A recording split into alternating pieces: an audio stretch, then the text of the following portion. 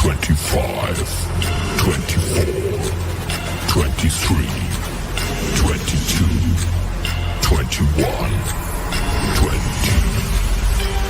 19, 18, 17, 16, 15, 14, 13, 12, 11, 10, 9, 8, 7, 6, 5, 4, 3, 2, 1, 0. And there isn't one of us that doesn't want to be someplace else. But this is what we do. Who we are.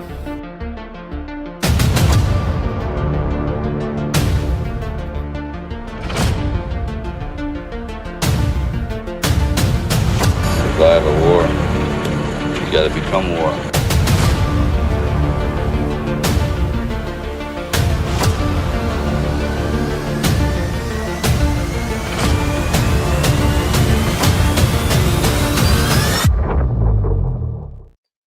And welcome to Rambo and Frens. I am your host, Joe Rambo. What's going on? Happy Thursday. Pretty stoked. You guys know we hung out yesterday. I got a string of 3 shows in a row here, today being number 2 out of the 3 that were an unexpected surprise. So I think you guys are in for quite a treat today. Brian Cates is a fearless warrior in this movement. I say that not only because he seeks and reports the truth, he does it with discernment that I hold probably second to none. He also defends people that he cares about in a fearless nature. I think I've probably introduced him the same way last time, but I mean that with the utmost respect. I think we'll get into it a little bit here, but I don't do it quite as much because I try very hard to promote unity. So I do a lot of ignoring of the bull crap. And Brian, on the other hand, is much needed. He does it differently. He is not scared to tell you what he thinks. And I appreciate that about him, to be completely honest. So let's go ahead and welcome him the same way we do everybody else with Donald Trump. Chance to talk to my friends. These are my friends. Boom. I freaking love that, man. Brian Cates, what's going on, buddy? Hey, Joe, how's it going? Yeah, thanks for having me back. I've been watching your shows and following your Twitter feed and your social media, and you're doing a really great job. So I was saying before we got started, one of the things that I really wish I could do is dig down into the Q drops the way a lot of people have. They really know them far better than I do. And I'm trying to kind of be a jack of all trades. I'm covering the Trump trial. I'm covering, the election fraud. I'm covering like 10 or 11 different things. And so I envy people that they have all that free time. They have way more time to devote to just examining the Q drops and learning them really good. And so they're able to make tie-ins to current events. And they're far better at that than I am. So that's why I follow you. And you're doing an excellent work. I want you to know that. That's probably about the coolest compliment ever. I'm going to tell you that I don't have any time either. I have exactly 0 free time. My girl will tell you, my kids will tell you, but we all bring something to the table, right? I think what you're doing is not only brilliant, it's imperative. It's like literally something we need. So I'm grateful for you, bro. You're killing it. You're an absolute OG when it comes to this movement. And I'm grateful that you came to hang out with me. So thank you. I want to, speaking of Q drops, can I show you one I just found interesting that we saw? I just saw right before the show, because I've been focused in on my little thing. Hold on. I didn't even share my screen yet. Here, let's do this. So if I share screen, entire this one, and make sure I got audio. Brett, did you see this? So it's very small. I'll read it to you. I tried to make this bigger. It didn't work. I tried. This is as big as we're getting, but I'll read it to you. So this is a Donald Trump truth. And Donald Trump says, "It is my great honor to accept the CNN debate, which is circled, against crooked Joe Biden, the worst president in the history of the United States, and a true threat to democracy. On June 27th, likewise, I accept the ABC News debate against crooked Joe on September 10th. Thank you, Donald J. Trump." Well, Bry, it just so happens that there is a September 10th, 2020 Delta that talks about debate. Biden camp will find excuse/reason to terminate. Biden camp will be provided the questions ahead of time. Biden camp will be provided the questions ahead of time and assistance to the form of special communications by the group. Exact Delta.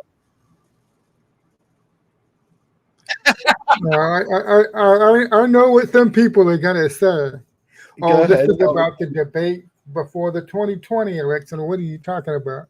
This is the debate that Trump and Biden had. Yeah, okay, well, they're going to have another debate. They have another debate, and it's going to happen, supposedly, I guess, on September 10th. And yeah, this is the cue drop. I mean, it's like, it's perfect. It's absolutely perfect. How this is upside down clown world. How does it land on the exact Delta? Come on. Yeah, How many times? And they didn't terminate the 2020 debates between Trump and Biden. Those debates went forward. And so some people will try to say, oh, that cue drop, they're just talking about the 2020 debate. Well, those debates happened. Nobody terminated anything.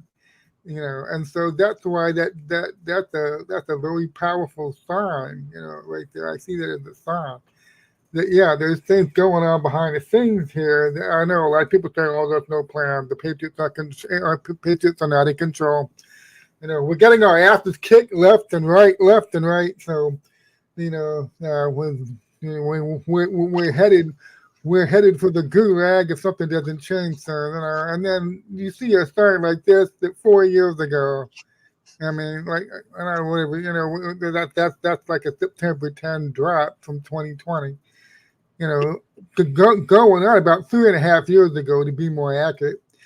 They already knew the exact date this debate would be held, and that the Biden camp, after initially doing a lot of tough talk, Biden comes out and does this tough guy act, any place, any time, Donald.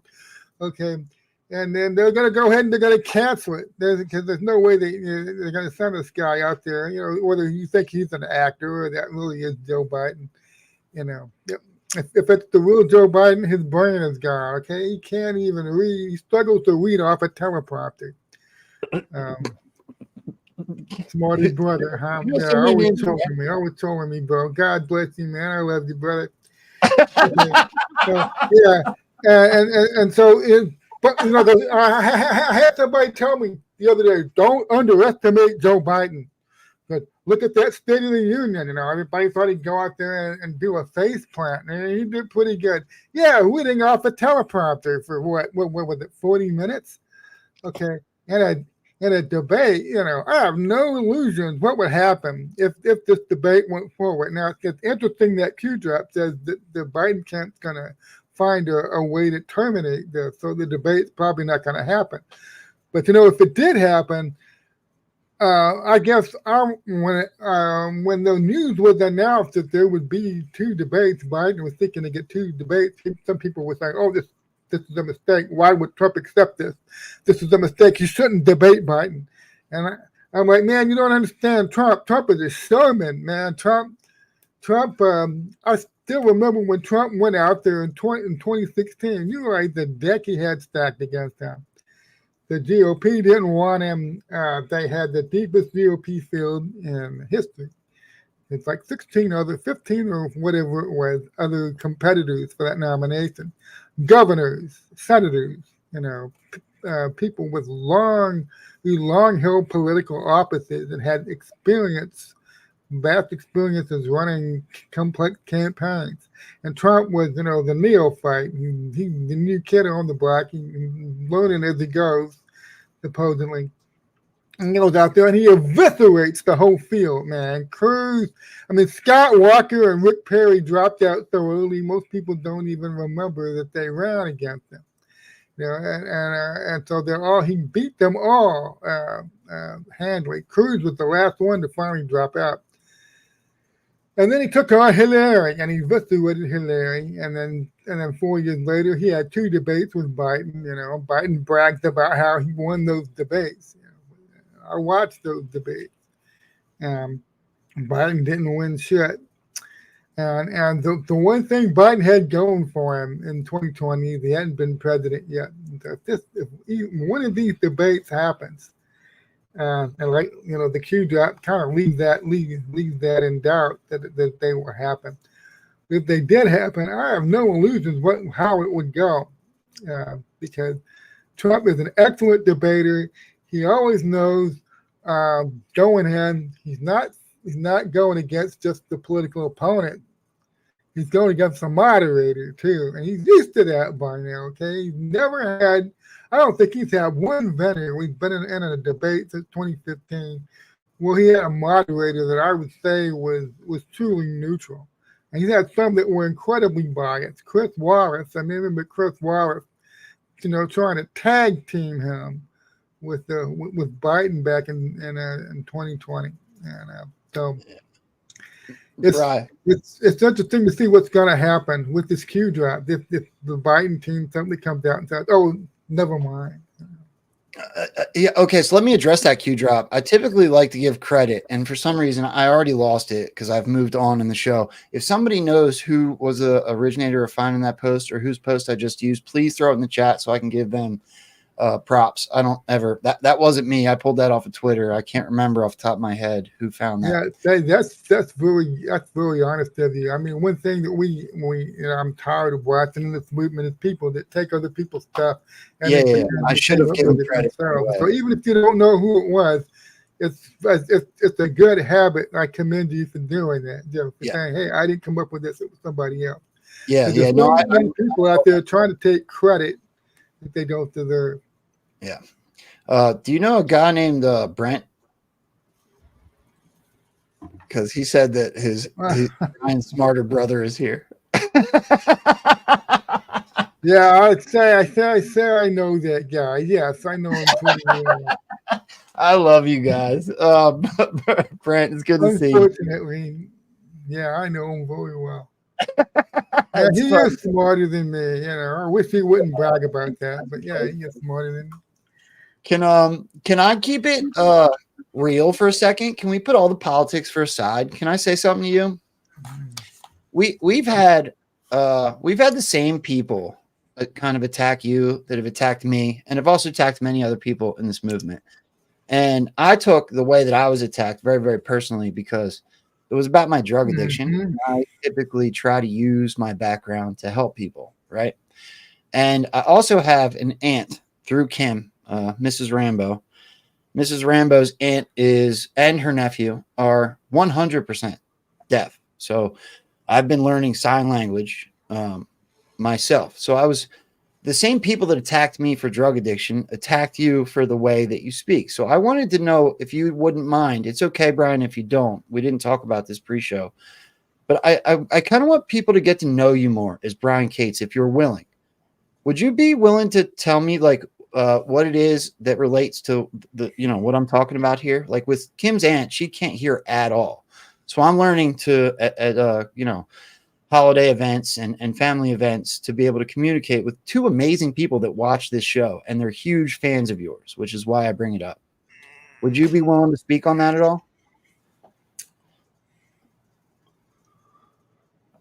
You see this right here? Yes. Okay, this is a free program that works on any Android phone. It's called Google Live Transcribe, and you can download it for free in the Google Play Store. And it will work. This is the Samsung A52. It'll work on any Samsung or Android phone. And so when people are deaf or they're hard of hearing and they struggle in social events, they struggle in crowds to hear things. This right here changed my life. I would not be able to be a public figure and go out and attend events without this, because even though I can hear some and I wear hearing aids, I miss a lot. I probably miss over half of what's said, or I hear it but I don't understand it. So what this does is it allows me to get it the first time. And because before I had this, man, it was a real struggle to go out and be in a crowded place, a restaurant, and try to, participate in the conversation, because, the buzz, the background noise, and everything. And under good conditions, I probably missed a third of what somebody said, then they have to repeat themselves a couple times. And so in a loud environment, it's literally impossible. Okay, yeah. So being able to do this changed my life. So just tell Kim, and show her dad that there is something that he can use on a phone. And one thing that amazes me, since I found this app about I believe it was 3.5 years ago, is how few people know about it. Even I get constantly told, yeah, I have a deaf relative, I have a deaf parent, and I show them this. They go, wow, I've never seen that before. I don't know what Google is doing to advertise this, but there are a lot of hearing impaired people in this country, and they and they Swampy left. yeah, really get one there. Okay, so that people need to know about this app. I'm surprised Google doesn't have commercials for it, because there are millions of hard of hearing people in this country, and this thing will literally change your life. I went from not being able to talk to people in a crowd to being able to participate in conversation, and it was life changing. So, Well, Brian, can I tell you something? I will say this: there's different communities within society, and I will tell you right now that I had to literally stop Kim's aunt and nephew from getting the deaf army to attack the people that I was referring to. I mean, they legitimately were up in arms and had a clan of people with burning stakes and hoods and wanted to go after them. I mean, you want to talk about a loyal crew.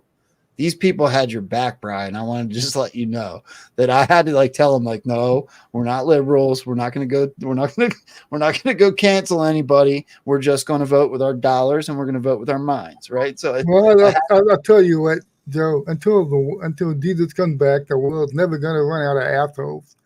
Yeah. And so one of the things you have to do is, I know that I engage these people every now and then, but I do it to make a point. Other than that, I don't really. If I engage one of these people, like the two people that recently, outed themselves, Dr. John Halper Hayes and Derek Johnson, or Derek Country Johnson, I only engage them to make a point, and then I'll drop it, because I think one of the things these people are trying to do, they're trying to be a time sink, they're trying to be a distraction, they're trying to not just divide the community, they're trying to get people sucked down, they're trying to draw people in and get them to waste time talking about utter and complete useless bullshit. General plan behind January 6th. Was General Flynn going to invade Haiti? Did General Flynn send money from this LLC that I told you was defunct and in this state? Oh, it's actually in Virginia over here, and it's actually an active company. What's he doing sending money there? Okay, and they're just asking questions, see. And if you let them, these people will draw you in, and they'll make you waste ton of your freaking time dealing with their bullshit. Well, I think that we agree wholeheartedly on this one because my take on it is, since you said his name, I'm going to address it. Derek Johnson gave me a chance. I'm just going to be honest with you.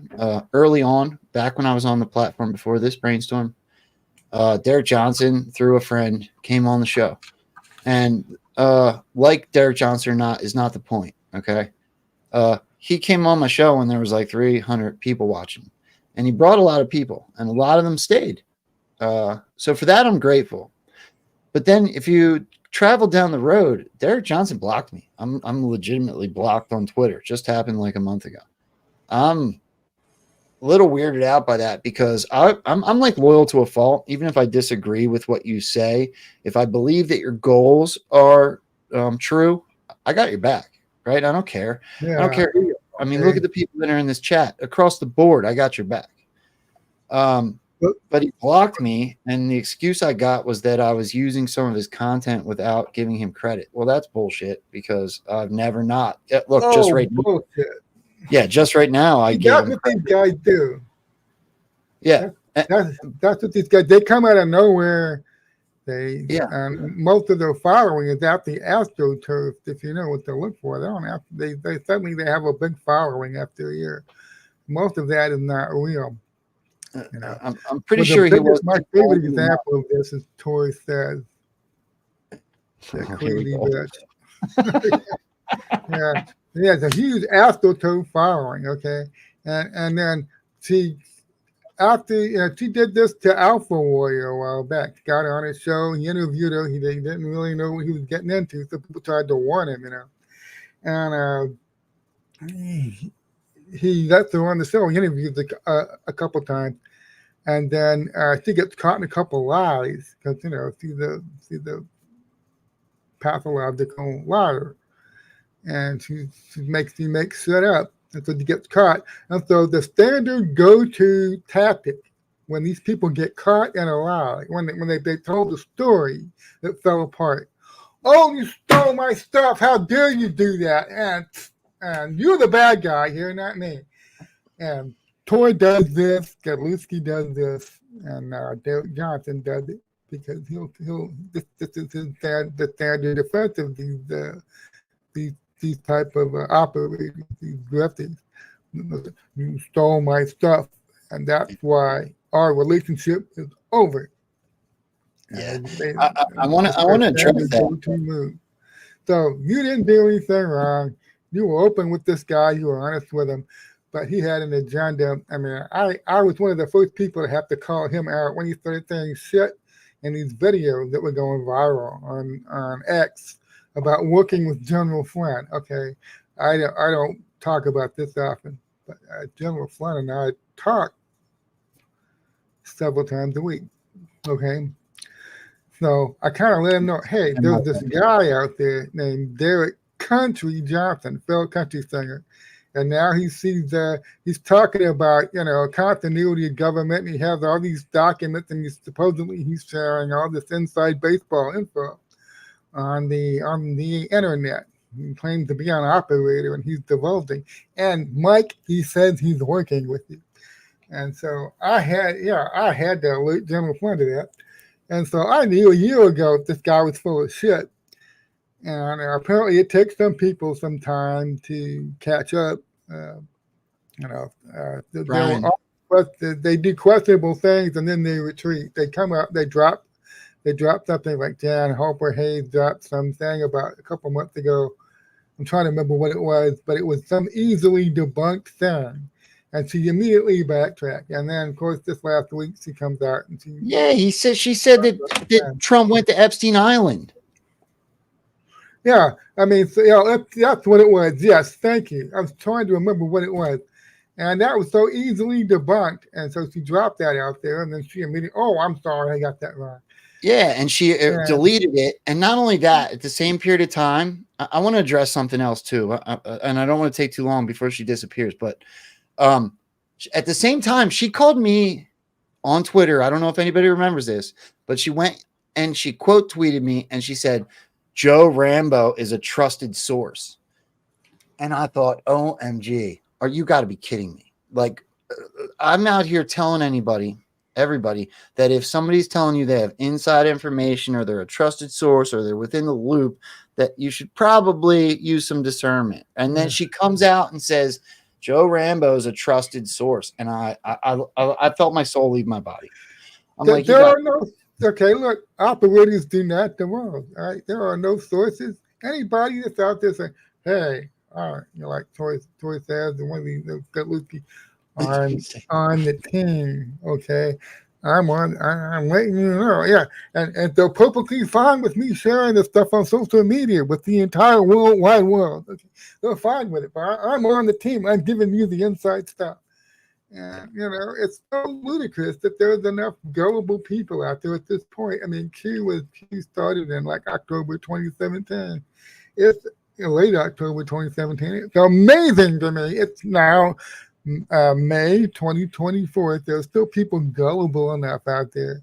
There's some new person shows up within like Ariel, pro. Shows up. All of a sudden, he's got got all these followers. Okay, and I'm telling you, none of this is organic. None of it's organic. And then they get friendly with people, okay. And he actually abused a friend of mine, the defender of the Republic. He got friendly with her, and then he turns on it. And he turns on everybody, and he turns on Frens. So none of this is organic. They come at you. They suddenly they build their credit up. You got to have the credit. You got to try to build the credibility with the community up for a number of months. And but you study it, and you can see that a large amount of the following that they have is bots or their new accounts, and it's not hard to discern that if you take the time to do it. Yeah, Brian, hold on. And they suddenly have like 50,000, 100,000 followers.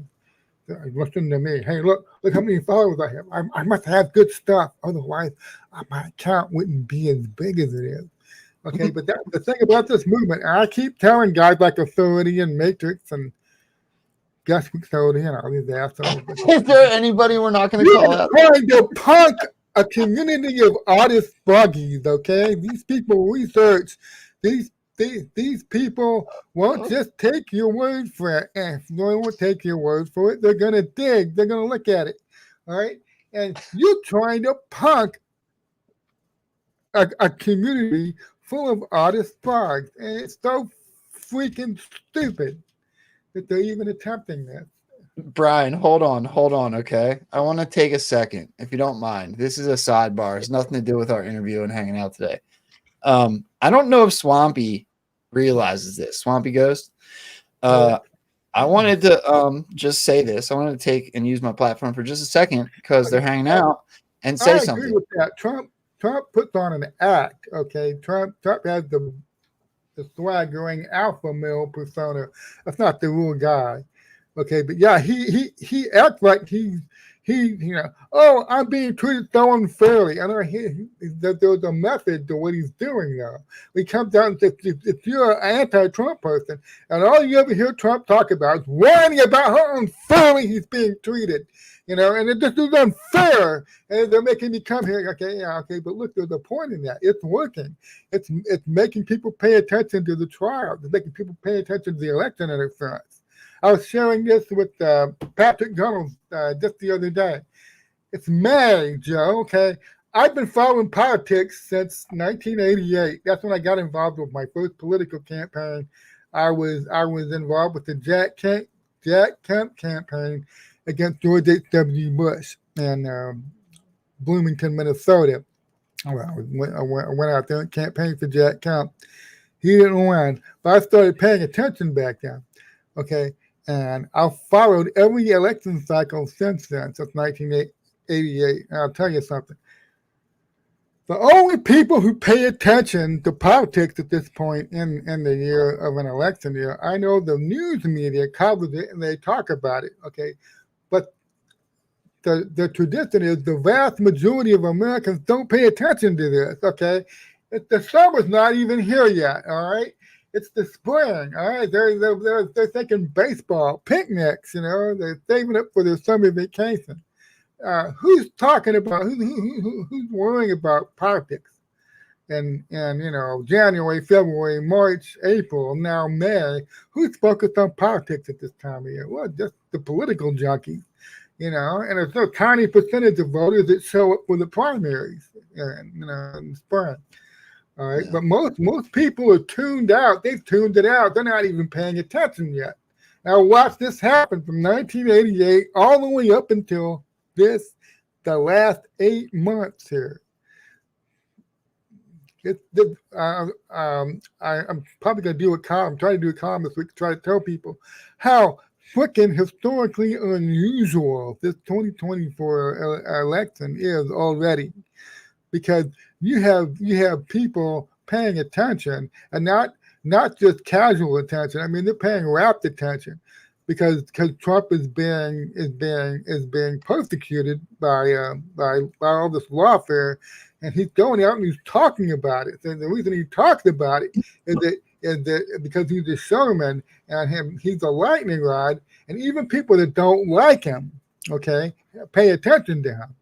When he comes out of the courtroom, both people that want to see him, get back on the campaign trail and win, and the people who hope to see him thrown in jail. He comes out of the courthouse to make a statement. Both sides are watching, okay? And this is just so unusual because it's May, and everybody's already focused on the election. And Trump's holding rallies, 100,000 people in New Jersey.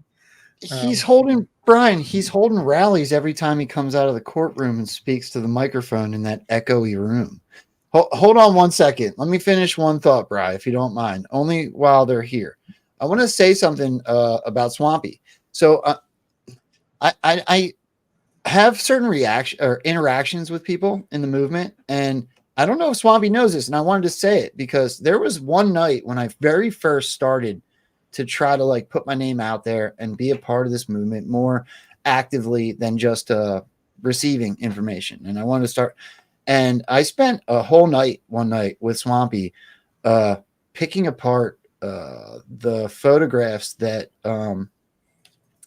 what's his name? Damn it, I can't even spit his name out now. Greg from True the Vote put out a bunch of photos one evening on True Social. And I stayed up all damn night long with Swampy, picking those photos apart and proving that there was Nazi symbols on the military uniforms and certain other things. And I mean, that was a few years back now. But Swampy, I don't know if you probably had no idea that I was the one that stayed up and did that with you all night. But it was like a key moment for me. It was like a really cool interaction. And I just wanted to say I appreciate it. And I'm glad that you're in here watching. So thank you. That was really all that was. But I haven't ever gotten the chance to interact with Swampy, but that's why every once in a while I poke at the account, because I had that really cool night where we were digging, and it was like the first time I got to hang out with somebody that I didn't really know, but that I looked up to. You know what I mean? So that's it. Swampy. Yeah, Swampy at the pit. Yeah. He was there. She was wearing her mask. I keep trying not to say she. I do know. Well, Bri, let's transition before we call out anybody else, as we keep doing. First and foremost, let me say thank you to the people supporting the show, if you don't mind. So here is one of my favorite new ventures that everybody's working on. Hopefully this loads up. Yeah, there it is. So kofefi.coffee. If you guys give me just a second, I will put this show's link in the chat over on Twitter and over on Rumble. But talk about Swampy. There you go. If you want to support Swampy, there's the Swamp Roast, medium to dark. There's Brian Cates Keto. And of course, there's a Rambo roast up here and a whole bunch of other amazing. There's Enoch. He's in the chat. Beer at the Parade, I actually just recorded with him this morning. There will be a show coming out later. There's Boone Cutler. You can go right down the list. All your favorite Anons and Patriots that are involved with this project, you will find on this website that you can support. For any of you coffee drinkers, I highly suggest checking it out. The prices are good. The coffee's great, right? So hopefully you'll use my link to support this show. And the other obvious one I love to bring up is My Pillow. He supports everybody. You can't go wrong when you buy My Pillow products. So he's also out here supporting me. He jumped right on board when we started doing this again. So I highly suggest if you're going to go out there and buy any of these amazing My Pillow products, please use promo code Rambo, as it supports what I'm trying to do over here with all these amazing guests and supporting the movement. Thank you from both me and Mike. And GoFeffy.coffee. So, Bri, today the actual point was first and foremost that I was going to do a bunch of shows that I wasn't necessarily going to do because of my son's court stuff, but we did. And you put out a really cool Substack. And I was wondering if we could just go through that together before we get into the second half, which is going to be some stuff I want to present to you and get your opinion on. So I have your Substack pulled up. I was wondering if you wouldn't mind. I will just read your Substack and either break here and there to ask you some questions, or if you want to interject at any point in time, just speak up. I am listening, and you just interrupt, and you can expand and expound on anything you'd like, if that's cool. Does that work? Sounds good. My man. Let's do it. Swamp Roast is the best coffee they have. Okay, I don't know. I think you should try Rainbow Roast, but I'm just saying. Anyway, all right. So for the win. Kate's keto. All right, we should have a Kofefi.coffee death match. I'm just saying. All right, so here's the Rise of the News Media newsletter. This is Brian Cates, May 14th, 2024. Trump and MAGA broke their matrix. I'm sorry. There's no going back and fixing it and putting the public back to sleep. I even use the Matrix in my Rambo to start the show. Thank you, AA Anon. Can you see it yet? Donald J. Trump and this movement have literally broken the deep state matrix machine. We've broken it. It no longer works. The matrix system used to work very well. They picked a target. They isolated a target. They personalized that target with endless wrap-up smears and hit jobs and fake news stories. Then, when they moved on that target and either eliminated him or her or threw them in jail or drove them to the public life, people cheered this on, didn't they? People applauded or they were indifferent to it. Nobody stood up to their target and nobody could see the truth. How many people do you think? Joe, I want to say people that know Saul Alinsky, they know where I got that from, because what the deep state does is they use Saul Alinsky's rules for radicals, and that's what I outlined there is points 3, 4, and 5. You pick a target, you personalize it, you isolate it, you engage in personal attack to get everybody to turn on it. And then when you move and take them out, then nobody comes to their defense to say, and this is what they envisioned happening for Trump. This is what they thought they would have gotten rid of Trump by now. Because, hey, it worked in the past. Almost every other target that they picked and they isolated and they personalized and they used these smears and these hit jobs on, they've been very effective at reducing those people and then eliminating them as a threat. And so here we are, and you see they've been trying this since they came down the golden escalator and that gift there. All right, I'll keep reading. How many people you think of as villains over the past couple of decades were actually heroes who were targeted by this deep state matrix machine? Since he came down that golden escalator in 2015, the full might, power, and resources of their awesome matrix machine were brought to bear to isolate Trump, put him under intense pressure based on hoaxes and lies, to reduce, then remove him as a threat to them. That was almost 9 years ago. This is going to connect so well to what I want to present to you at the end, too. This is going to be awesome. Have you looked around lately? How's it going for them? In trying to lock up Trump and in actuality locking up and continuing to go after JSIC prisoners. They've destroyed themselves. They've destroyed their matrix machine. The people of these United States cannot unsee what they've been shown. Bro, I literally live by that. This is how I built my account, Brian, because the news cycle is so fast, and we want to talk about spy balloons. We want to talk about, I mean, there's so many things that we've been distracted from that people forget, which is why I typically barely even look at the headlines anymore. I live in old Trump speeches, I live in old news cycles because they all future proofs past. News unlocks the map. This is literally how I structure my whole page. Yeah. I appreciate that. So they throw things at you so fast to make you afraid. Here's what you should be scared of this week. Here's what you should be distracted by today. And if you follow fake news, man, if you're still trapped in the fake news matrix, I mean, these people, they earn 6 figures a year. Figure, how can we make them panic today? How can we make them fearful today? How can we make them distracted and buy into our framing of reality of what's going on today? How can we do that? And these people, they earn that money, okay? They earn that big money.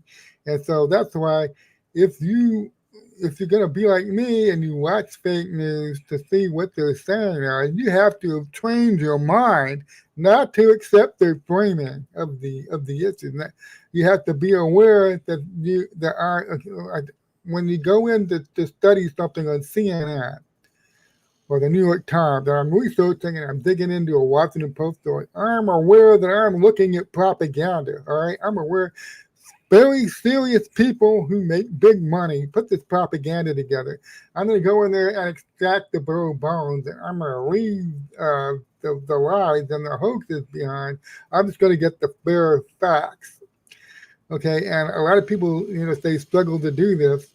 They don't, have people tell me all the time, "Oh, fake news doesn't affect me," and how dare Trump think about picking Nikki Haley for his vice president? I don't pay attention to fake news. I don't watch any of that stuff. And oh my God, no, not Marco Rubio. Okay, and it's like they keep showing, okay, this is what they do. Let's find something to get them all upset today, and leak a rumor from our anonymous sources. And if you still, one of the first things you have to look at when you look at a news story, when you're looking at somebody else's framing for you, they framed it for you. All the work is done. They just want to feed it to you. All the framing and the tinkering is done, and they just offer it to you. Okay. 2 people familiar with the matter inside the RNC or close to the Trump campaign said that Donald J. Trump is considering making Tim Scott his vice president. Okay. That's completely worthless reporting. There's nothing to get excited about. What does that even mean to anonymous sources close to the Trump campaign? Is that the guy that in the vendor truck out front? Okay, they're close to the Trump headquarters, all right? And you'd be surprised how many times over the years I've been following the fake news and they inflated some coffee fetcher or some flunky on the bottom floor, and they said this guy works at the RNC. Yeah, okay, he's an accounts payable. He doesn't know shit about what's going on up there on the top floor, all right? But I have a source in it, and so they inflate the person and they try to make the person sound impressive. And I have 3 people close to the Department of Justice that have confirmed to me this same rumor. None of them will go on the record because this is only off the scuttlebutt. But I've now prepared a news report, which I'm going to offer to you, okay?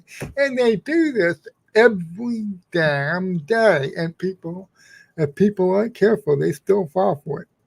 And so the Matrix still has some power, but overall, its power is broken. So many people woken up and they realize that I can't trust these people. I can't trust anything they tell me.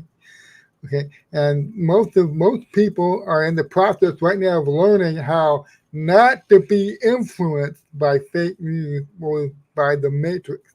They're waking up to the fact that a lot of time, money, and resources have been spent their entire lives to present or to cast an illusion around them. And they've woken up, they've like, holy shit, this is an illusion. Okay. And they've woken up, they've realized it. And once you realize it and you wake up, you can never go back to sleep. Yeah. I'm going to sidebar my question. I had a question for you, but maybe we'll get to it after. Hold on. I'm going to keep reading your Substack here.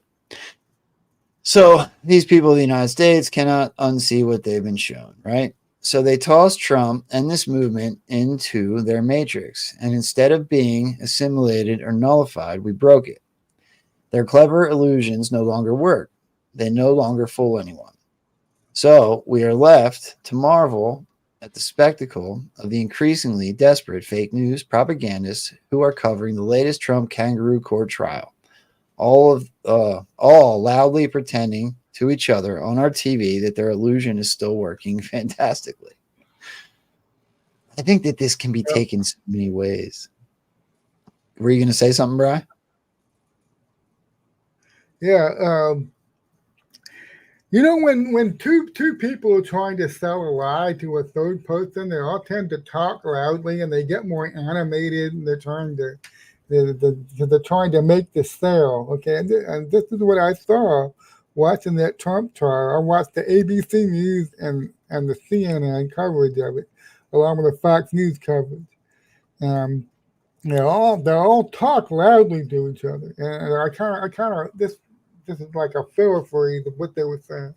Wow, Trump's really in trouble this time. The walls are still closing in for sure at last, right, April? That's right, Bob. I thought Michael Cohen's testimony this morning was especially damaging for Trump. And they're putting on an act. It's all an act, because if you actually follow the case, you realize the documents they don't even know what the crime is here. There's still people debating what was the actual crime that was committed here, and the trials it's been going on for 2 weeks now. And they put Michael Cohen on stand. They're still trying to nobody agrees, even on the panels on CNN. They're not agreeing what the actual crime is here. The whole thing is just a farce. And so that's one thing that the cognitive dissonance that happens when something so absurd and ludicrous, but everybody acts normal. They're saying the most absurd shit, but everybody does it with a straight face. Let me give you an example of something really weird and out of the ordinary, and it's jarring, and everybody acts normal. Like this is no big deal. Prince Charles unveils a huge portrait of himself as the people are still talking about what the hell does that portrait show? He's covered in red like blood, like he's burning in hell or something. Okay, and everybody acts normal. Oh, that's nice. What a nice portrait. And it's like it's the most ridiculous thing ever. Everybody acts normal. Okay, and so this is what happens. And your narrative war, I think how Boning Bright calls this the system of systems. Your system of systems depends on being able to sell the narrative to the public, that the public does not realize that they're being conned. They do not realize they're being lied to. Okay. But then once you realize the public's starting to wake up, but you're trapped, you can't admit the truth. You're in a situation where you've seen somebody that's caught in a lie, okay? But what did they do? If they won't give up the lie, they double down and they start talking louder, and they start getting animated, okay? And that's what I'm pointing out there. Watching this news coverage of the Trump trial on CNN, these journalists acting very serious. Okay, they know in their heart nobody's really buying this. But they have to go through the motions, you see. They're stuck in the narrative. They're stuck in the loop. They're stuck.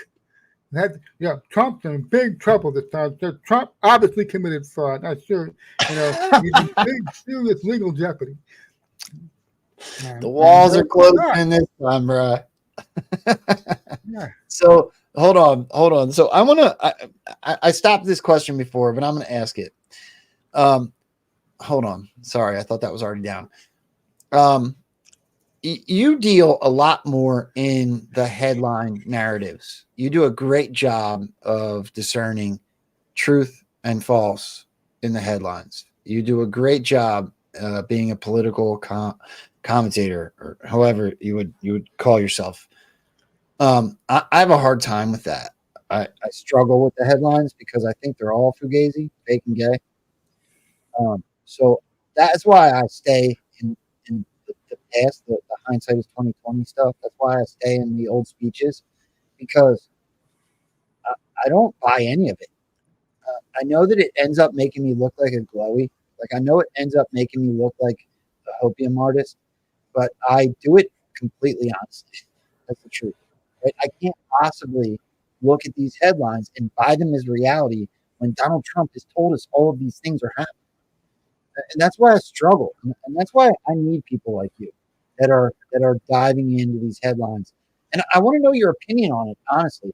Like you gave a compliment. Okay, Joe. I'm not digging for compliments, but do you understand my perspective? Where like I look at it and I'm like fake and gay. There's nothing real about what I'm seeing. Am I completely insane for thinking that, or do you think that I'm No. justified? And I'm okay with. Okay, look, Joe. This was always going to be a long, hard slog, no matter how it went down. Yeah. You do not take out a power structure that's been in place for centuries. Has spent the last 100 years or so amassing an incredible amount of financial and political and raw power in its hands. You do not take a system like that out in a couple of years, 2 or 3 years. It does not happen like that. You get one shot at this. You fuck it up, and you're dead. Because these people are vengeful. They're fanatical about preserving their power. So for somebody to formulate a plan where they are going to attempt to, like they're playing Tonga or whatever, that thing where you pull the blocks out, they're going to try to topple this thing. You have to proceed with the utmost care and strategic planning. One misstep and you will have exposed, instead of exposing them, you see, you can start to expose them, but if you don't do it right, they crush you. They crush you and you're gone, and well, there was your opportunity. Now you've lost it. It could be another 30, 40 years till somebody gets around and get in a position to try again. So what Q told everybody was, this is going to be difficult. We are winning. We have control, but the enemy gets the vote, and these people are not defeated yet. They're not. Well, we've been maneuvering them into weaker and weaker positions, and forcing them to make moves that we predicted. Okay. We can't do this fast. All right. A lot of people keep saying what's taking so long. Why isn't this done yet? Trump came down the golden escalator in 2015. Check. Wasn't he supposed to have this all wrapped up by now, and it's being a second term? And people don't understand the full size and the Brian, let's be honest. Leviathan-like power of this system of systems that's being destroyed before our eyes. It had to be done a certain way, and this is what people don't understand.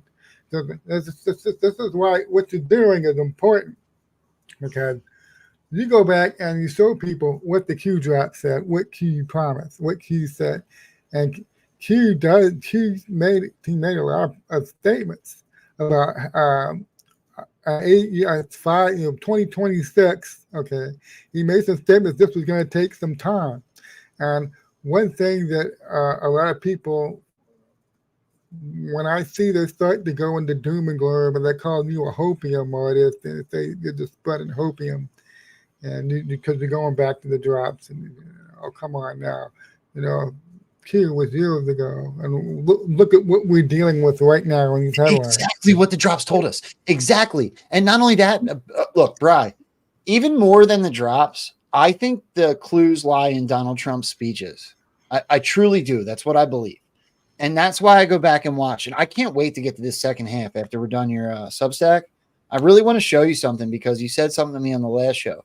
I think it'll transition great. Let's sidebar this conversation for now. We'll go through the rest of your Substack because I got something I want to show you that I think will go great with what we're talking about now. So let's keep going here.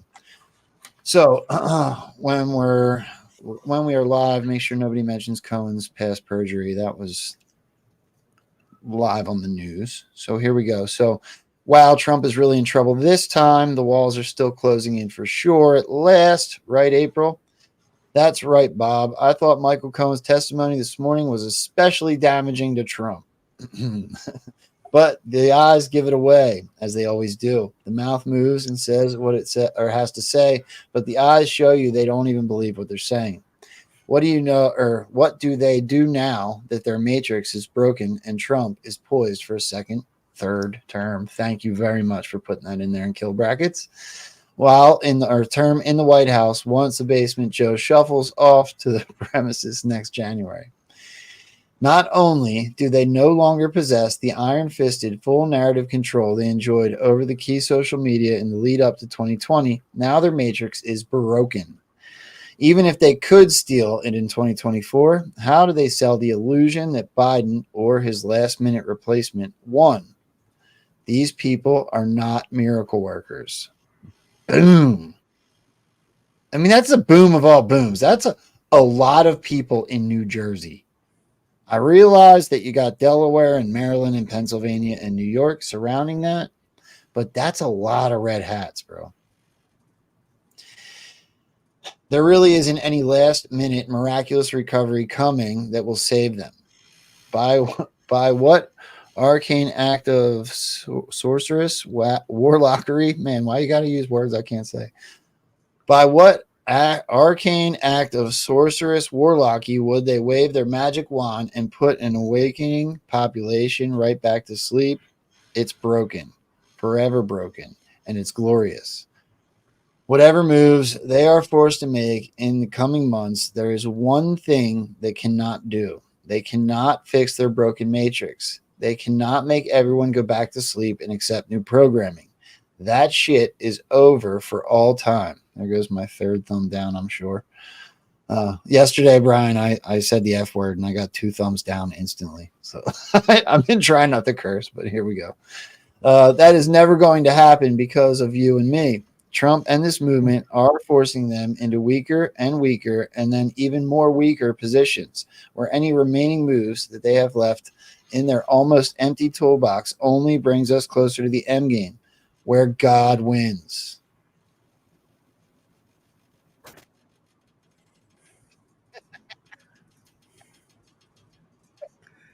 Yeah, my official thumbs up of approval. Do you want to give credit to your sponsors? I have no problem with that. So my sponsors, Rise of the News Media, is a reader-supported publication. That means every paying subscriber to the Substack newsletter is one of my sponsors. I am profoundly grateful to each of them because their regular monthly support allows me to write columns and research for a living. Unlike fair news propagandists, I am an honest, independent journalist without sugar daddy billionaire handing me money behind the scenes. I am supposed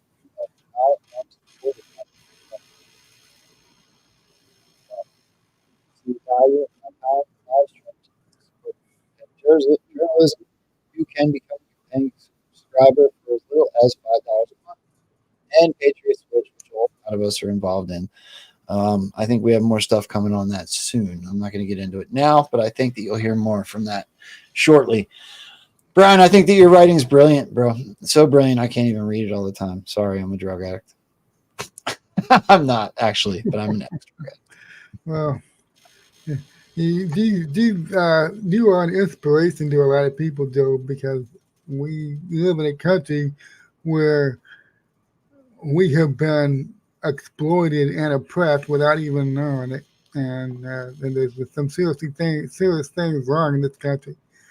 And our movement began to try to expose this. And there's anybody can take their place on on the line in this movement. And if you being a drug addict and going through all the things that you went through, and I think you talked about several times, you were literally dead, and they brought you back with Narcan. I mean, that's wow, that's an amazing story. But you're still here, man, and you have a voice that is powerful, and you're doing great things with that voice, and that's an inspiration to a lot of people. There's a lot of people that they look around, they want to do something, but there's something holding them back. I'm not sure what it is. They're just afraid to take that step. Well, I'm a nobody. You need great, smart people to do great, smart things. And so I'll just sit on the sidelines and I'll just cheer.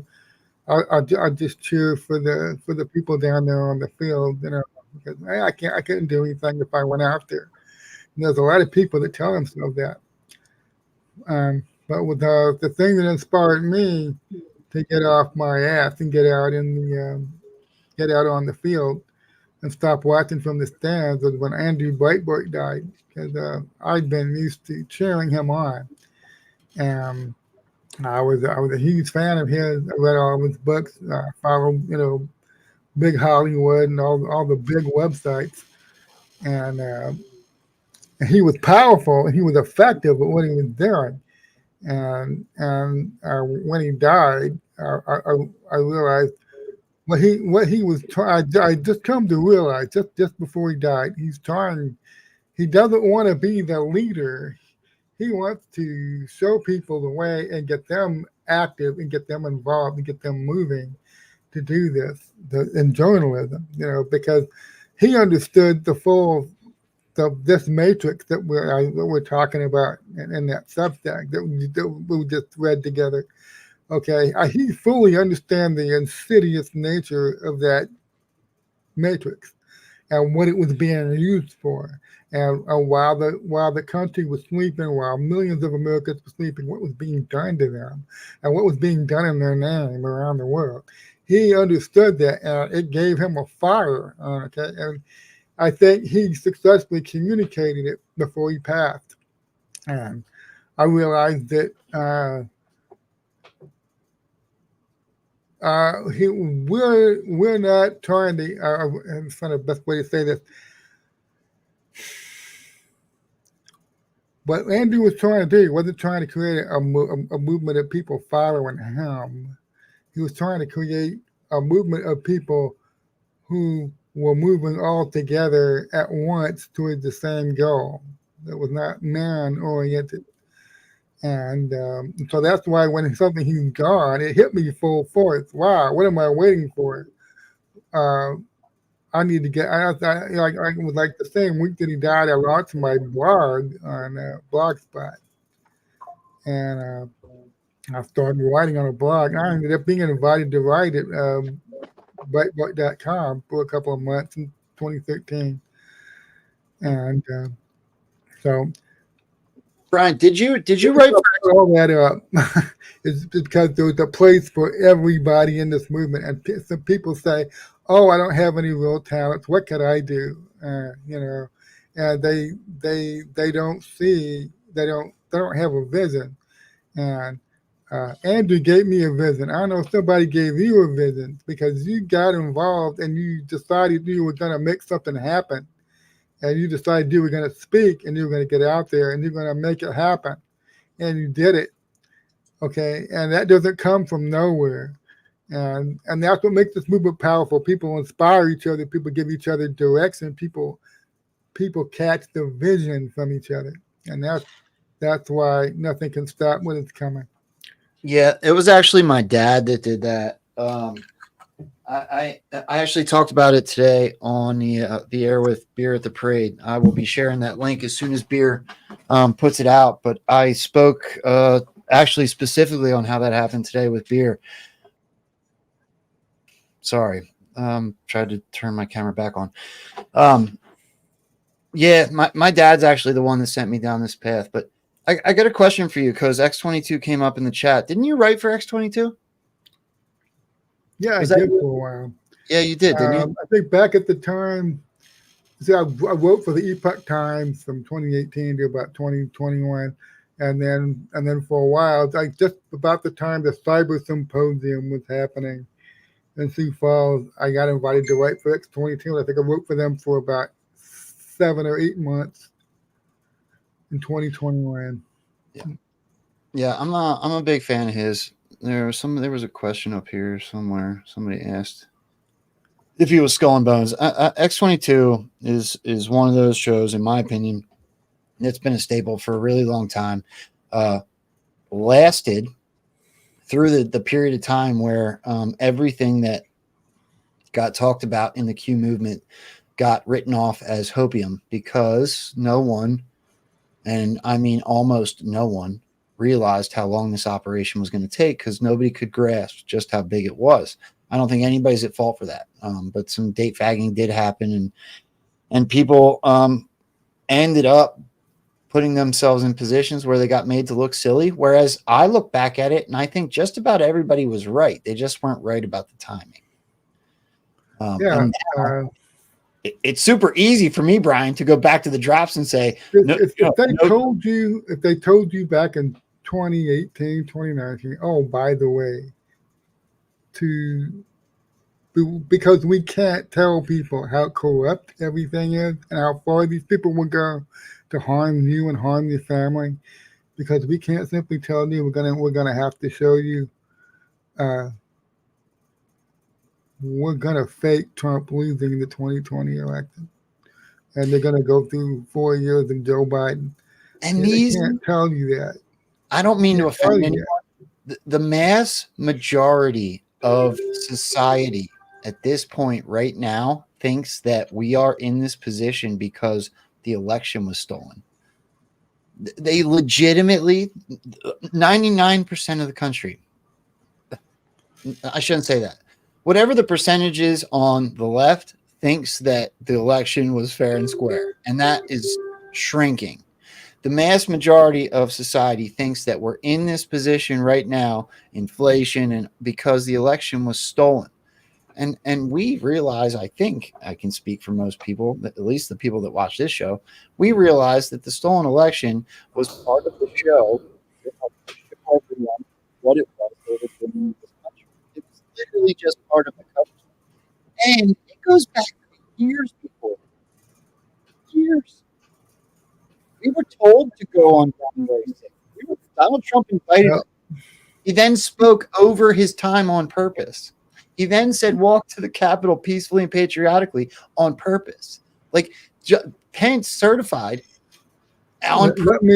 Let me say this. If you want to talk about how long this operation's been going on, you go back and you look at what the Kennedy Memorial looks like from the air. And you go back and you go down that very interesting rabbit hole about how the Donald Trump and the Tesla family that Donald Trump's family has been connected to Tesla since the 1910s. All right. So can we, Brian? And so you look at what's happening with Trump and Musk with Tesla. Where Musk is the guy that has Tesla seat. And what he's doing with SpaceX and Starlink. He does that. But the Trump Tesla connection goes back very far. When you pull on that thread, okay, I don't know if you know who my Thomas Wichter is. This was my good friend back on Twitter back in 2017 when I first became a Trump fan. I started reassessing everything I thought I knew about the guy. Okay, Wichter was it's almost as if Trump was groomed for this for his entire life. That's almost as if, when you think about his uncle, John G. Trump is the one that's heavily involved in all this Tesla stuff. And one of the things that Q talks about, especially in the last couple of drops, is how mankind, we're oppressed, we're suppressed, we're not just exploited, we're suppressed and we don't even know it. We're stuck with a combustion engine that's been technologically bypassed, and it's now old technology because they don't let anything supersede it. We're stuck with generating electricity the old-fashioned Edison way. We're stuck with that because there are powerful vested interests that want this to continue. They want it to continue to drive gasoline cars because their financial system is based on it. They want us to continue to have generators and have an actual physical line connected to our house because this is how they put a meter on that, and this is how they make their money. They make money from supplying us with energy. Okay, but there's all kinds of things about reality, about the world that they hide from us, that they don't want anybody to know about. And I think one of these things is that Tesla figured out a way to take electromagnetic field energy and convert it into electricity, where you could deliver it via radio waves. He figured out how to do that. I mean, that's How do you put a meter on radio waves? If you start looking at the electromagnetic field would be everywhere. It comes out of the earth. It comes from the sun. How do you charge? I'm charging you for that sunlight that you're using to power your house. I don't want to get all woo doing that. Right. I don't want to get completely woo about it, but if you go back and look at the World's Fair, hey, somebody let me know if my microphone's not working still, but if you go back and look at the World's Fair, there's no way that they built these great epicenters where people would come and had free energy, flowing water, and all these. Like, I don't mean to get all woo about it, but I think you're absolutely right. I think that this technology's been around. It's just being hidden from us. I don't know. That's just my thoughts on the whole woo idea of energy and radio waves, but there's evidence that supports what you're saying. Can I transition? Would you mind playing with some of the speculative cartoon narrative with me? So I want to take and dive into something in this second half.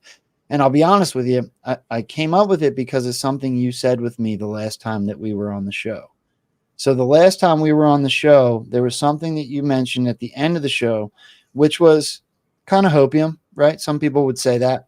But it was the fact that drop number 1, which is used against us as anons in this community, and it's been used against us since 10/28/2017 because it didn't openly happen. I would, through some of the old Trump speeches I've watched and some of the news clips that I've seen, I would argue that in a state of 5th generation warfare, when patriots may potentially be in full control of the news, that there's enough hints that it makes me wonder if it didn't happen. And I went through a speech this morning of Donald Trump's, and I'd like to play some of those clips for you and get your assessment. Now, this speech is from 2016, okay? So I'm going to, first and foremost, I want to show the drop that I'm referring to. So here's Q drop number 1, not signed by Q, by the way. But Hillary Clinton will be arrested 7:45 a.m. to 8:30 a.m. Eastern on Monday, the morning, October 30th, 2017. Hillary Rodham Clinton extradition already in motion, effective yesterday with several countries in case of cross-border run. Passport approved to be flagged effective 10:30 at 12:01 a.m. Expect massive riots organized in defiance and others fleeing the U.S. to occur. USMs will conduct the operation while National Guard activated. Proof check, locate the National Guard member and ask them if activated for duty 10:30 across most major cities. Now, this is probably the worst drop ever if you want to get attacked by anyone discrediting Q. I am well aware of what I'm doing right now. My problem is Donald Trump's words seem to align with that drop. And certain news stories also seem to align with that drop.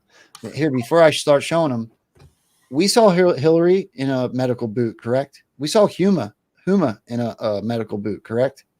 All close to the period of time where this drop came out. And I wonder about that famous video where Hillary was getting her ass tossed into that van. If she violated some condition or something, she was supposed to.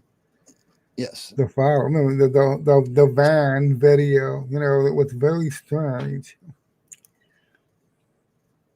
Q never said Hillary arrested. I'm reading Swampy as I this is what the movement's about. It's a collective. So please, by all means, if I get something wrong or slightly incorrect or it's manipulated, please tell me. So I appreciate this. Q said Hillary's arrested. That was an unknown anon that we still don't know today. Swampy, I have a question for you. Wasn't there a response to that? I didn't go back and look, but wasn't there a response to that very quickly that said, "Who the hell are you?" Basically. So I think what Q says is that Hillary was not allowed to leave the country.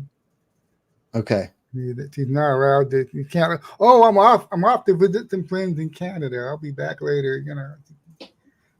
Oh, I'm flying down to Haiti to check on the things we've been doing down there. Can't do that. Okay. Well. Okay. So we have the basis of my thought process, and I'm glad that you guys are going in the chat. And please let me know what you think as well. But I want you to go through. I think I have 4 clips from the speech. The first one, I think, first and foremost, Donald Trump's wearing a white hat in this speech. Okay, notable. Doesn't really mean anything, but it's certainly notable, right?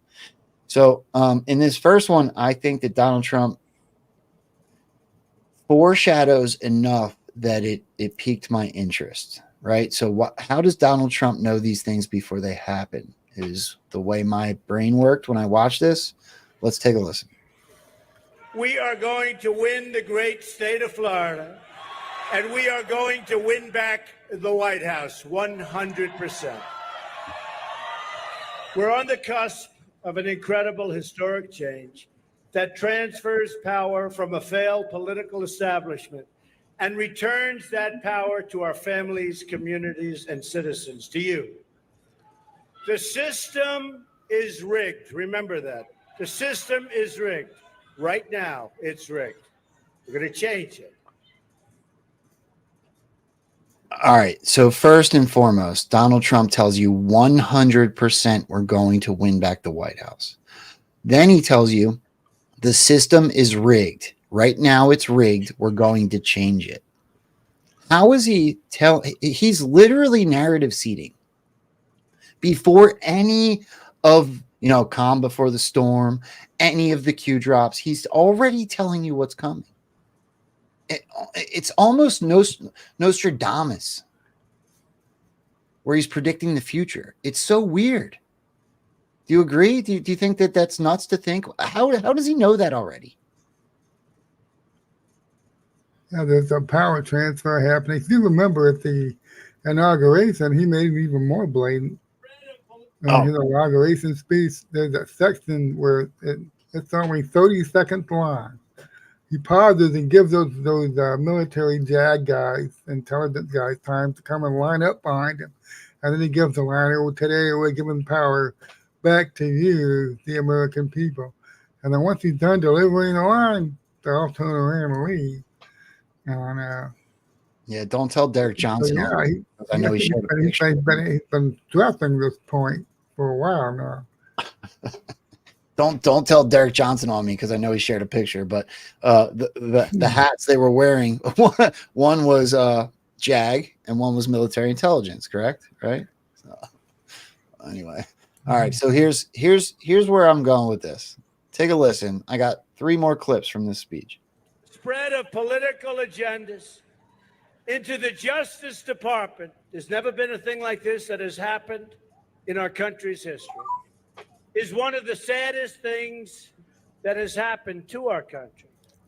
But with your votes, you can beat the system, the rigged system, and deliver justice.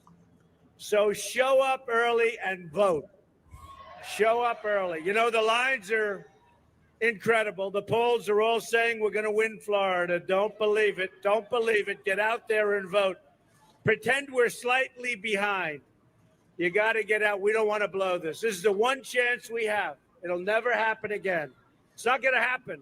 In 4 years, it's not going to happen. It can't happen again. That's interesting to me. In 4 years, it's not going to happen. It won't happen again. Well, 4 years later was the 2020 stolen election. That intrigues me. All right. Hold on.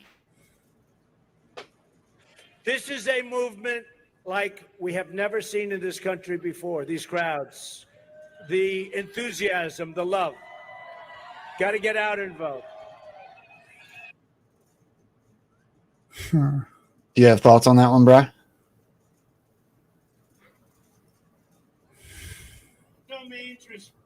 Do you have thoughts on that one? I have, you know who Jeff Tiemann is, Kyle. He talked about how Trump is actually the president, and he spelled it President. Yeah. He's the president. See, before Trump, there was this idea about all kinds of things that you can't do to former presidents. You can't investigate them. You can't charge them for crimes for things that they did while they were in office. You can't put them on trial. You can't subpoena all their records, and it's okay. And so, one way to look at what's been happening over the last few years since Trump left office is that every single precedent that people had in their mind, that they're told, you know, a former president's untouchable. You don't go after former presidents. You do not try them for their crimes. We've spent the last 3.5 years watching precedent after precedent being set. Actually, you can go after a former president. Actually, you can charge a former president for bad things that he supposedly did in office. They've broken rule after rule about the decorum. You know, they talk about ethics. They pierced the attorney-client privilege several times now in their pursuit of Trump. And they keep talking about the customs and traditions, and so to get Trump, they've broken all of them, and they're going to continue to break all of them, charging him, going after him with lawfare. And the thing is, what Trump is innocent. Trump hasn't done anything. That's why nothing's going to happen to him. That's why none of this is stuck to him. But what I get from that video, what Trump is saying here, is that once he goes through this, he's going to go through the system, and he's gonna be the target, and they're gonna throw all their ammunition at the target and trying to destroy him and take him down. They're gonna open the door to everything that needs to happen to Bill Clinton, Obama, the Bushes, the Romneys. That son of a bitch, no name if he was still here. Okay, there he got his. It needs to happen to those people. The precedent's been set now because they went after him. They opened the door on all these things. So what I hear Trump saying in that video is, yeah, this will never happen again. Because in their pursuit of him, they opened all these doors. And they failed to destroy him. And God willing, this plan works out. He goes back in the White House. And he's got some things in his back pocket, okay? A lot of people think Jeff Sessions and all those leak hunts and all the human trafficking investigations that went on, nothing ever came of that, okay? And the Durham report was useless. Nothing ever came of that. Okay, and what Didn't we it? don't understand is that when Trump goes back in the White House again, and he appoints a new attorney general, who I believe is going to be, Cash Patel or somebody like that, Devin Nunes, somebody like that. Um, when they start going after these swamp creatures for their very real crimes, okay, nobody's going to be able to say, you don't have any evidence to investigate was a hoax. You don't have any evidence that there was a highly developed scheme between the Hillary Clinton campaign and Perkins Coie and Fusion GPS and embedded political partisans inside the FBI, Department of Justice. You don't have any evidence that that happened, that this well-developed scheme existed. I beg to differ. I have the Durham report. That well-developed criminal scheme, we already know exactly how it worked. And who was charged? Who was criminally charged? Two low-level flunkies at the bottom of the chain were charged with the most minor of crimes. Oh, gee, we won't be able to indict Igor Danchenko or Michael Sussman for making false statements to federal agents. Okay. But you know who wasn't charged? And I'm going to be pointing this out a lot over the next year. There was no statute of limitations on treason. So I don't get to play this game. Okay. They can't say double jeopardy because only these two low-level flunkies were charged. And the only thing they were charged with was making a false statement. Okay.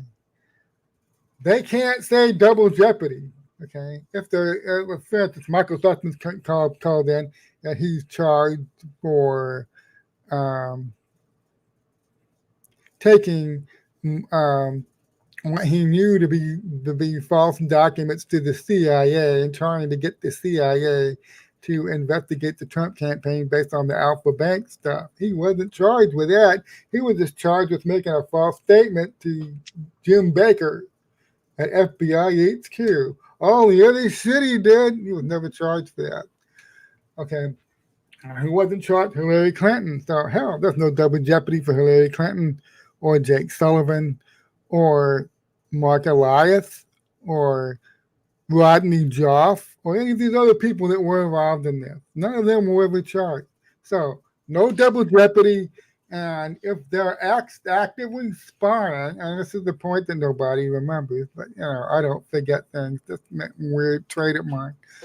Rodney Joff and the Clinton team were spying on a sitting president in the White House, and I proved this from the court filing that Durham made, because the Alpha. Take it 20 seconds to explain this. The Alpha Bank, the version of the Alpha Bank stuff, and about Trump communicating with a server in Russia that Sussman tried to get Baker to act on. The FBI briefly opened an investigation on it and then closed it. Okay. It was a different version of the Alpha Bank hoax that Michael Sussman brought to the CIA in February, about 3 months later. What was different about it? Well, Rodney Joff had access to the executive office of the president's digital domain. And so they actually took information they got off the White House servers and they added it to the Alpha Bank hoax white papers. And then Sussman went to the CIA and said, look, on Russian phones, we know that Trump and his team are using these Russian phones inside the White House because we're spying on them. Love you, Brett. They're using these phones, okay? And that's treason, baby, okay? And the statute of limitations on that is doesn't exist. The statute of limitations on treason doesn't exist. So Comey and McCabe and all these guys that were never charged. Oh, thank God I'm home free. I'm out in the clear. Trump comes back in. He's got the Durham report. I think he's got some other things in his back pocket that we don't know about yet. And you're going to watch these people freak out the closer this gets to happening. He gets to appoint a completely new attorney general. And I'll just say this very real quickly, and then we'll move on. All right. Nobody remembers that back in very early 2022, Adam Schiff and Eric Swalwell were extremely upset on discovering that a federal grand jury being led by somebody had been investigating them for more than 3 years. And the only reason they found out there was a federal grand jury investigating them for criminal leaks of classified information was because the fourth time the federal gag order came up for renewal, it was not renewed. And so the moment that gag order expired, Apple and Android were able to suddenly alert Swalwell and Schiff and about 70 other targets in and around the U.S. Congress that they have been the target of an investigation, and their emails and their text messages and their phone records were being accessed by a federal grand jury that was investigating them. So this was briefly reported on in early 2022, May 2020, June 2022, I think this was reported out, but everybody forgot about it. It might be 2021, I have to go with. But I reported on this at the time. Wow, you know what made this so unusual? You know who sits on the House Intelligence Committee? Who's supposed to be, start talking about one of the most sensitive committees in the federal government. Adam Schiff was the chairman of the House HPCSI, House Panel Select Committee on Intelligence. Swalwell sits on the panel. Schiff was a member of the Gang of Eight, okay? And the idea that they're able to spy on this guy and investigate him and intercept his phone calls and his text messages and his emails for some period of 3+ years, he didn't know a thing about it. He didn't know he was being spied on. And he was outraged. And then when they finally, they were alerted in I think it was early May or April, and they didn't go and complain to the press until June of that year. And I started, this is terrible. How could this possibly happen? The Department of Justice is out of control. They're spying on members of Congress. And then the story went away and nothing happened. Okay, and this is what people believe, nothing happened, all right? Well, I think Trump's got some things in his back pocket, and we're going to find out what those things are. And this is why these people are freaking out, because Jeff Sessions said there were 20, this is back in early 2018, or about the early 2018. Jeff Sessions said to reporters there was 28 active leak investigations. They even created a special FBI counterintelligence unit to track leakers of classified information. Brad, let me interrupt you. Can you? Yeah. Let me interrupt you because, like I said, I think the secret's lie in Donald Trump's words. So I pulled these two clips up while you were talking. Let me say this first. I think the most obvious, I don't know whether I should block Just Human or Just Human should block me, because whoever said it first, I'm just kidding. But President Trump has been a theme in my post for sure, right? Because here's the one that's blatantly obvious to me. The Southern District of New York's FBI office kicks the door in at Mar-a-Lago. Just days prior to that, Dan Scavino posts a picture of a door with the number 45 on it. Told us it was coming. Then, a month later, all of a sudden, we're going to go kick the door in and steal a bunch of documents, classified documents to Biden all over the Northeast, D.C., Delaware, New York, I think. There was a bunch of places where all of a sudden, it was blatantly obvious they were showing you where they were setting precedent with Donald Trump, and then they were doing the same thing to President Biden. Jennifer Hayes, thank you very much for the $20 Rumble rant. Keep giving us these past Trump videos. Write that book. Don't pay attention. I am going to write the book. Kim and I are talking about it this summer.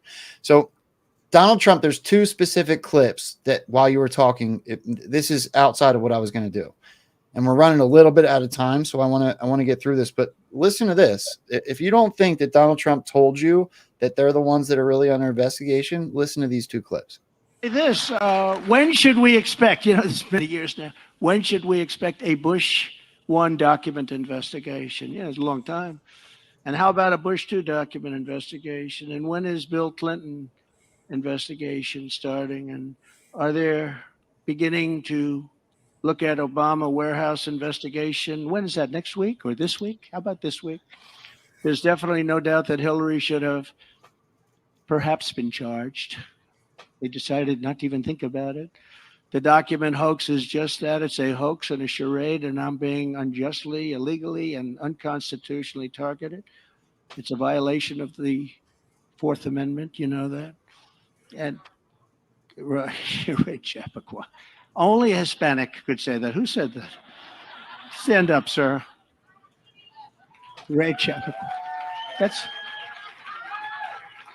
a very interesting idea. But because they know we're right, and we will win, and we will continue to win at every level, and that's what we've been doing. But I wanted to just give that as a little brief statement. When you think of the unfair table setting, when you think of how unfairly we've been treated, we as a group have been treated, it's just terrible. And we have to bring our country back. We have to stop the weaponization, because the people of our... Hold on. That's not the only one. Check this out.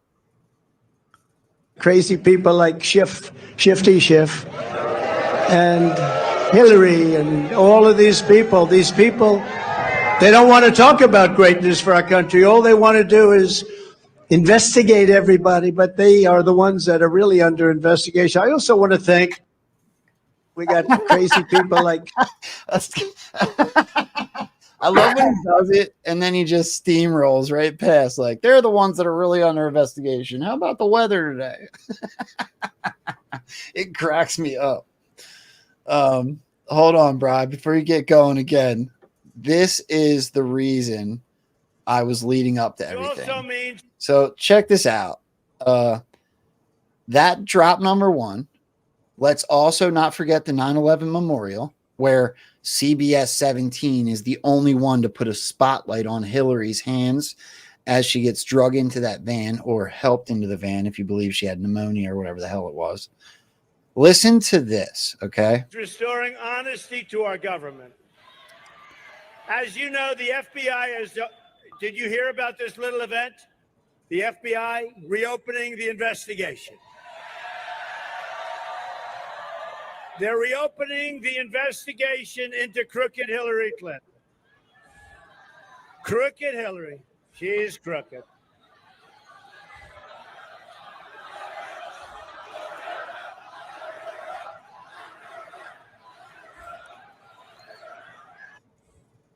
I'm not going to let that wink and point go by without saying something. I'm even going to back it up and let you guys all see it again. They start chanting, "Lock her up." And Donald Trump winks and points at somebody that's chanting it. Hold on. Watch this again. Into crooked Hillary Clinton. Crooked Hillary. She's crooked.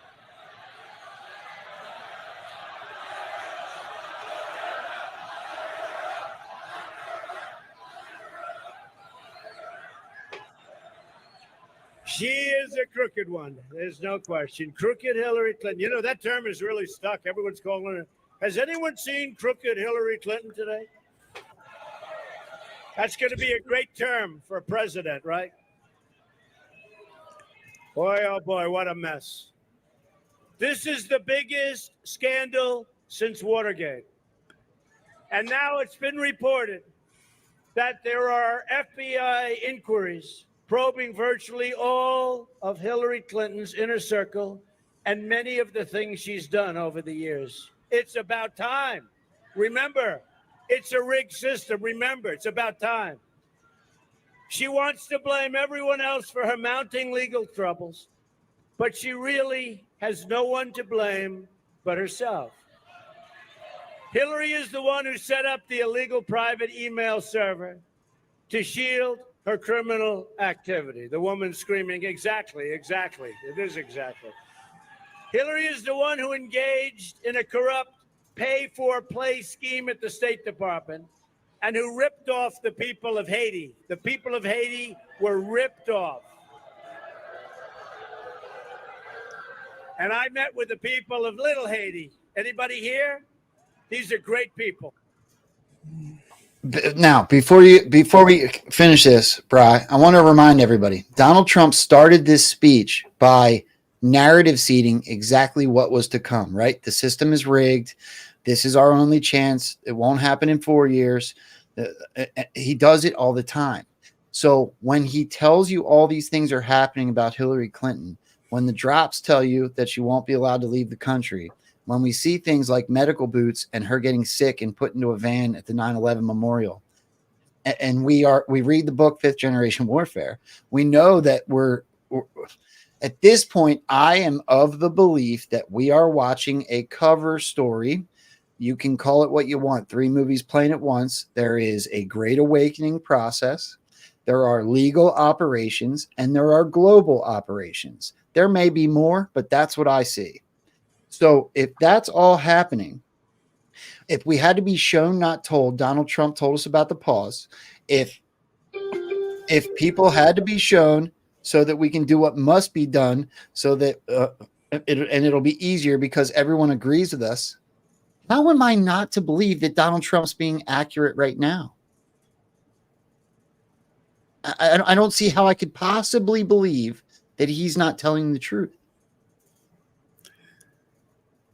Yeah, he's telling the truth. If the best way to say this, you can't move early on these people. The fake news is saying, oh, how horrible. Back in 2016, 2020, chance of lock her up.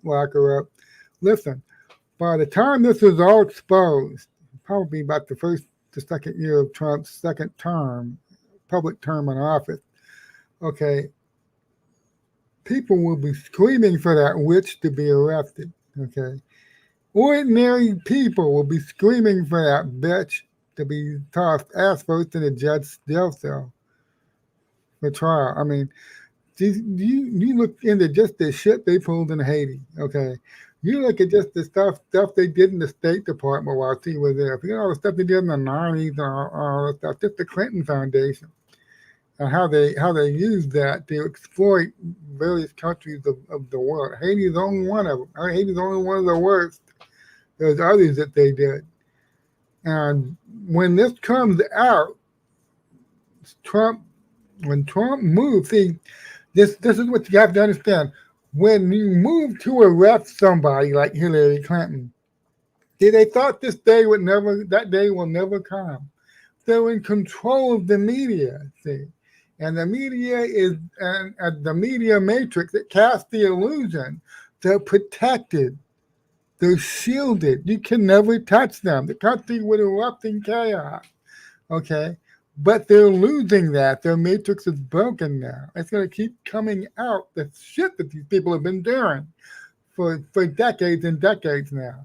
And so by the time the marshals or the FBI, whoever it is that shows up to arrest Hillary Clinton and Bill Clinton or whoever's playing that, or they show up to arrest the Obamas, they show up to arrest the Bushes, they show up to arrest the Romneys, they show up to arrest all these people. There will be no civil war. I want people to understand that because they will have been exposed to the point that they can't even walk down the street. I mean, get the public to rally to fight to keep them from being arrested. They can't even walk down the street. That's all going to come out about Haiti, Benghazi, as somebody just mentioned. Benghazi, the creation of ISIS, what they were using ISIS for. the fact that they create these terrorist groups and they make use of them to play both sides off of each other and engage in decades and decades of money laundering and war profiteering. It's all going to come out, and when it does, this is what Trump is saying. They're the ones under investigation, and by the time the axe falls, when the axe falls, everybody will agree, yes, these people need to be removed from society. Hell, they need to be hanged, all right? And just about everybody's going to agree on that the truth is going to come out. And it's a process. And like I was saying earlier, with the Tango Black thing, when you go after the system of systems and you say, okay, all right, guys, I think I see a way to take this down that doesn't blow up the world, that doesn't kill a couple 100 million people. All right, and you have to be careful how you implement it, and you can't rush it. Okay, if you go too fast, it will blow up on you, and who knows what will happen then. And so that's what I think Trump is saying there. Is that by the time the final move happens, you see the arrest, and you see the truth come out. The truth will come out about what these people are doing before they are arrested. Now that's all right, people. That seems backwards, and they don't like that. Okay, but you can't change it, because when you understand how massive this system was, how many countries they had control of, how many countries they still have control of. And you have to manage this carefully. Yeah, there's no question, Brad. Let me jump in here, only because we're running out of time. I gotta take kids to get their hair cut when we're finished here. I want to thank Mark Vegas, aka 8-Track. He dropped a $20 Rumble rant and said, "I love your body, Larry. Great show." Let's get through these last two clips here, because I want everybody also to know where they can. Not that you need it. You got quite a following, Brad, but I want everybody to know. I want you to let everybody know that they can follow you. So if you guys could, while I have a second, hit that positive affirmation button on whatever platform you are watching. On Rumble, please hit that thumbs up. If you're on YouTube, please hit that thumbs up. If you're over on Twitter, share the show out. Feel free to leave a comment. And know that very shortly here, I was in talks with Pill.net. I will be up on Foxhole, aka Pill.net, here very shortly. It's taking me way too long. I wish I would have done it. I hope that I get it done tomorrow morning, so that we're on one more platform for more people to come hang out with. So let's listen to the end of this clip about Trump talking about Hillary, and I have one more before we get to where people can follow you, Brad. Listen to the last 60 minute and a half of this. Great. Thank you. Hillary is the one who endangered national security by sending classified information on an insecure server. Hillary is the one who lied so many times to Congress and the FBI. Hillary is the one who made 13 phones disappear, some with a hammer. And she's the one who destroyed 33,000 emails after receiving a congressional subpoena. She also accepted debate questions given to her in advance by Donna Brazile, and then used those debate questions to cheat. It's cheating, the worst level. Instead of reporting this breach to an ethics committee or whoever would listen to the breach. So she got the answers, cheating. She got the questions, cheating. And then she, rather than reporting them, rather than saying this shouldn't be happening, she used them against Bernie Sanders. She probably got them against me too, except we won the debate so easy, I don't think it mattered. We won those debates. Wow. It's super telling, right, Brian? I got one more clip. This one's fairly short. This one's fairly short, but I think this pretty much sums it all up. So this is the same speech. Listen to Donald Trump here. Be worse. That means ISIS. That means high taxes. That means bad health care. That means no border. Without a border, we don't have a country. The war Can we just acknowledge that Donald Trump in 2016 was telling us about the problems we were going to have after the stolen election in 2020? When he talks about open border and high taxes and inflation and all these things that we're now dealing with, he's been narrative seeding since the second he was on camera about running for president. I don't understand how people aren't seeing this. Well, a lot of people, waking up with the slow process. A lot of people do not have what I call the outside the box thinking that they need. They've grown up in a system where their hands. See, that's one of the hardest things to do as part of the Great Awakening, and it's hard. A lot of people struggle to do it. You not only have to go back and reassess everything that you were told, and ditch all the authority figures you used to trust, and you used to believe everything they told you. Do you have now? It's like you can feel like you're cast adrift at sea in a boat with only one oar, and you're not sure what direction to go in. A lot of people feel lost, and it's a frightening moment when people first wake up, because you're ditching the old, but you're not sure what the new is going to be. The old was bad, the old was lying to you. The new that's come, you're not sure about that. And just the process of learning how to think and trust yourself, because you used to just have it handed to you. Everything was handed to you. And sometimes people are a little short with me, because I tell people, I don't want to be your authority figure. I don't want to be somebody. Just tell me, bro. Just tell me. Don't make me work for it. Just hand it to me, okay? And sometimes I make people work for it. I say, here's something that you should look into. And I'll ask a couple questions. And immediately people are like, well, just tell me the answer. I don't want to spend it. I don't want to think. I don't want to think about where to go look and find the answer. Just give it to me, okay? And that's the problem, okay? That's how we got here, because we grew up in a society where everybody just you thought this was normal. All the authority figures that were surrounded you, you grew up in a matrix, and they just told you what to believe. And it worked so well. It was so easy. It didn't require any effort from you.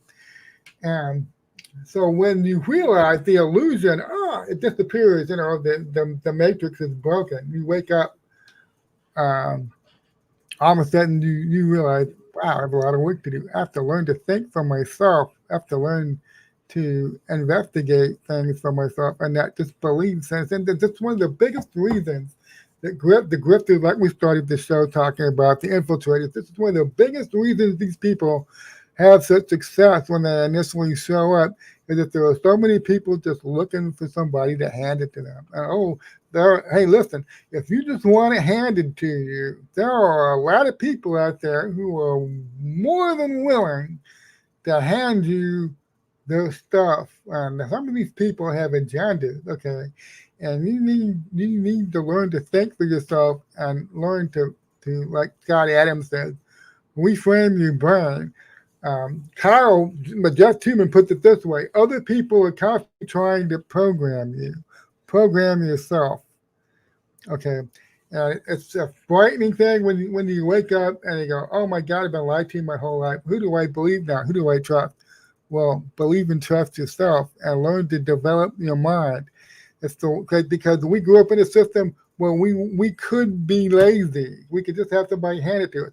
But the thing about the Great Awakening is part of the Great Awakening is accepting the responsibility that you're a free person on the earth, and you are responsible for your own mind, and you need to safeguard it, and that's going to require effort from you, and you need to be serious about it.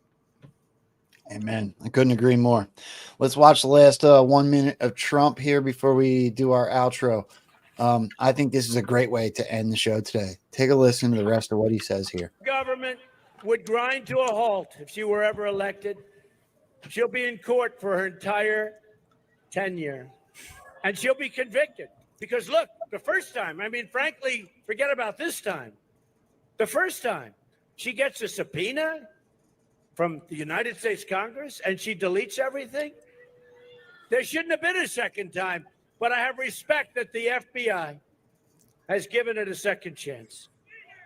And this time, I have no doubt that in that 650,000 emails, did you see where they said, oh, we're not worried, they're duplicates? How can there be duplicates if there are hundreds of thousands more than you started off with?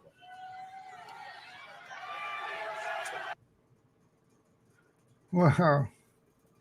He makes a good case there, that hey, they're going after him for having these documents. He's the president. He can declassify anything. And he cooperated when the FBI showed up. Hey, yeah, he was doing. They told me, hey, maybe put another lock on the door. So he did. And yet she is doing all this shady shit with this illegal server. And then they did found out, and she just tried to destroy all the evidence. He has the staff break the Blackberries with hammers. I mean, it's just mind-boggling. And of course, the FBI just doesn't investigate, lets her get away with it. And when Congress tries to investigate her, she deletes all the emails. Whoops, sorry, no emails for you guys. It's amazing that the corruption that came out there. And it's like this is another thing that Bonnie Bright and these other guys talk about. And the Trump's first term and the Biden term could be viewed as exposure operations. They have to show you how bad the corruption actually is. They have to show it to you, okay? Because if they just come out and tell you, "Oh, this is really bad," okay, a lot of people, will just not believe it. Because like the problem I just said, they used to having people hand stuff.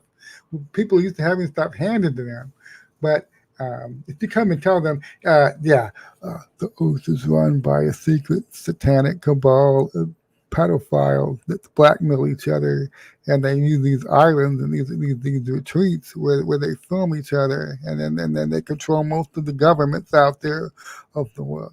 They go, yeah, okay, I'm lazy and I like stuff handed to me, but I'm not taking that, okay? And that's what would have happened. Yeah, there's no question. I think it's becoming more and more obvious every day that, unfortunately, a lot of the people that are tired, that were there for the original drops, that have been through this whole process, we had that major lull in the middle. We had a major lull. And that's why we need the community. It's important to not be isolated, not be off by yourself. And if you're tired and you're depressed, that's why we're here to lift each other up and inspire each other and keep the vision alive with each other. Because, just taking out a system like this that's been entrenched, a ruthless system that's killed hundreds of millions of people over the last couple hundred years. Hundreds of them, maybe over 1 billion, who knows? Taking that system out is going to be a long, hard slog, and that's why we need each other. Yeah, without question. Well, I'll tell you what, Bri. Let's do the goodbye thing. I would like, if you would, let everybody know exactly what your Substack is. Let them know where they can find you on all your different social media platforms. Anything you might have coming up. Anything at all. Okay. You got? Hey, I'll drop them into the Rumble chat real quick. Here's the link to my Substack, The Rise of the New Media newsletter. Let's see if I can find it here. Whoops, that's the publish. Okay, here's the Substack archive. Everything on my archive is free. There is nothing on this archive, on my archive, that is paid for, that you have to pay for. Okay, it's all out there. Anybody can access it. So there's the Substack. Here is my my act account. I still say Twitter. The URL still says Twitter. It's what I'm wondering when Elon Musk is going to get around changing that. So there's my my Twitter, and here's my Truth Social. So I have a Telegram channel also. Let me drop that in here real quick. And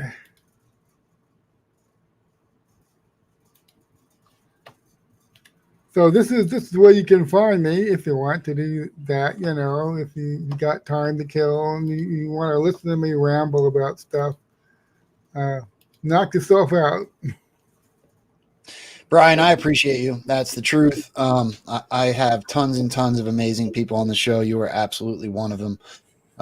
You've had my back since I started, putting my face out there and trying to do this thing, and for that I am grateful. You're the man. I'll have your back continuously because I know that you and I have the same goals. No matter what we believe, I know that our ultimate goals are the same, and for that I will always have your back, bro. That's the truth. I want to let everybody know, if you could, again, one more time, I'm going to do the podcaster thing. Hit that positive affirmation button on whatever platform that you are watching on. Share the show out. Please send it to your friends if you think it was a good one.